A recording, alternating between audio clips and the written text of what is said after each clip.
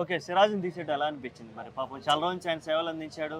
చాలా నేను ఒక టీమ్‌లా కాకుండా ఒక ఫ్యామిలీ మెంబర్‌లా ఉండిపోయాను అంటూ చాలా ఒక ఇన్‌స్టా‌లో స్టోరీ కూడా పెట్టడం జరిగింది. ఎలా అనిపించింది 'సిరాజ్' లేకపోవడం ఈసారి ఎలా సిరాజ్ అనుకుంటున్నారు? లేకపోతే మాకు కూడా కొంచెం బాధగానే ఉంది. చాలా ఏడుపు ఉంది. కానీ కొంచెం సిరాజ్‌ని ఒక్కసారి ఉంచుకుంటే చాలా బాగుండనిపించింది.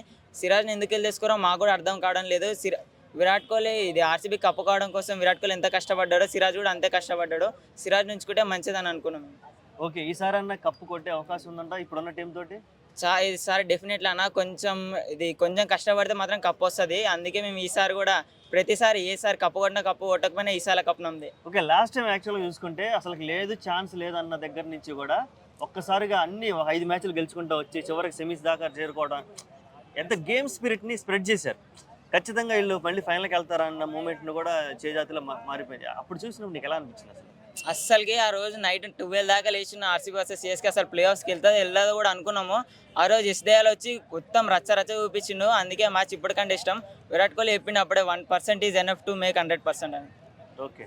Okay. As a Virat Kohli ఫ్యాన్‌గా, యాజ్ ఏ ఆర్‌సీబీ ఫ్యాన్‌గా, కప్పు రాని ఫ్యాన్‌గా హ్మ్. ఏం చెప్పాలనుకుంటున్నావు? కప్పు వచ్చి ఆశించే వాళ్ళకి ఏం చెప్పాలనుకుంటున్నావు?